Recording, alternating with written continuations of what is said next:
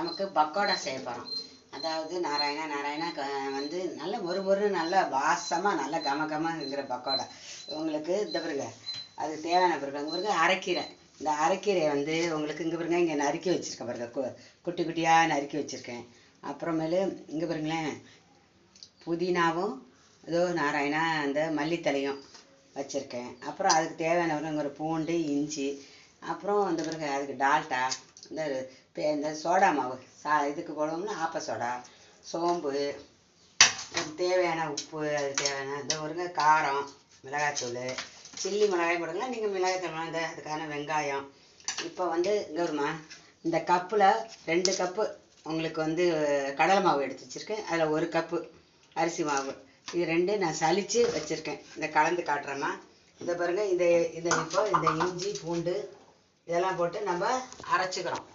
இல்லாட்டி பேஸ்டாக இருந்தால் கூட நீங்கள் வாங்கி போட்டு இதுன்னுக்கலாங்க. இந்த சோம்பும் போட்டுக்கிறேன், இதை போட்டு அரைச்சிக்கிறேன். இதெல்லாம் போட்டு பிணையணுமா காட்டுறேன். இதோ நாராயணா பிணையில காட்டுறேம்மா. இந்த பாருங்க, எல்லாம் கலந்துட்டேன் பாருங்க. புதினா, மல்லித்தலை, அப்புறம் நாராயணா இந்த ஒரு அரைக்கீரை, இந்த பாருங்க பூண்டு அரைச்சி, அது பூண்டு, இஞ்சி, அப்புறம் சோம்பு அது எல்லாம் அரைச்சி போட்டேன். மிளகாய்த்தூள் போட்டேன். எல்லாம் இங்கே பாருங்க, இந்த கருவேப்பிலையும் கொஞ்சம் சேர்த்துக்கிறோம். சேர்த்துக்கிட்டு நீங்கள் என்ன செய்யணும், எல்லாத்தையும் இங்கே பாருங்க இப்படி பிணையிறோம். இந்த பாருங்க, டால்டாவை தூக்கி ஊற்றிக்கிறேன். இதில் சேர்த்துறேன் டால்டாவை. தேவைக்கார உப்பு போட்டோம்மா. உப்பு பார்க்குறேன் சரியாக இருக்கான்னு. பத்தலை கொஞ்சம் இந்த போட்டுக்கலாம்.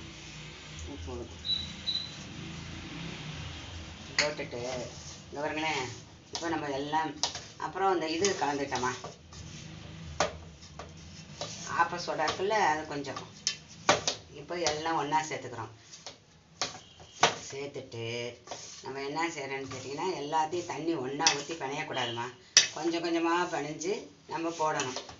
இதை நான் இது காட்டுறேன் பாருங்கள். எல்லாம் ஒன்றா ஆக்கிடுங்க. இப்போ இந்த பாருங்க, இதெல்லாம் வேஸ்ட்டாக போகுதுல்லம்மா. இந்த பாருங்க, இதை சேர்த்துட்டேன். இந்த இப்போ போடுறேன் பாருங்க. இதான் அடுப்பு மூட்டு எல்லாத்தையும் பிணைஞ்சு நம்ம தண்ணினா ஏன்னா என்ன சொல்கிறதுன்னு கேட்டிங்கன்னா, அப்படியே சலசலன்னு தண்ணி விட்டுருமா. அதுக்காக தான்.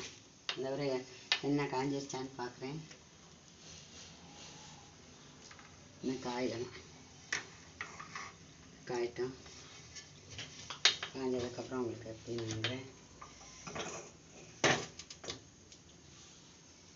இதுவரை எண்ணெய் காஞ்சிருச்சு. இந்த பாருங்க, இப்போ போடுற பாருங்க. சின்ன சின்னதாக போட்டுக்கோங்க.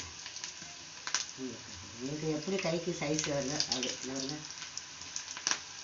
ரொம்ப தண்ணியாக இருக்கக்கூடாது. பாருங்களேன், எடுத்து காட்ட பாருங்க. மஞ்சள்னு இருக்கும் பாருங்க. நல்லா நீங்கள் சாதத்துக்கெல்லாம் போட்டு சாப்பிட்லாம். இதை அடிக்கடி செஞ்சு பாருங்க. இது போகிறோம். வெந்ததுக்கப்புறம் அடுத்தது சாப்பிட்றேன். இதோ இந்த வருமா நாராயணா பக்கோடா ரெடி ஆயிடுச்சு பாருங்க. சாப்பிட்டு பார்த்து சொல்லுங்கள். நல்லதே நினைவு நல்லா இருக்காங்க. ஒரு கமன்னு அங்கே பாருங்க, புதினா எல்லாம் போட்டு பாருங்கள். உங்களுக்கு மல்லித்தலை, கருவேப்பிலை எல்லாம் போட்டிருக்கோம். அரைக்கீரை, அது உடம்புக்கு அவ்வளோ சத்துமா. பூண்டு எல்லாமே பாருங்கள். செஞ்சு பார்த்து சாப்பிட்டு சொல்லுங்கள். நல்லதே நினைங்க, நல்லதே நடக்கும்.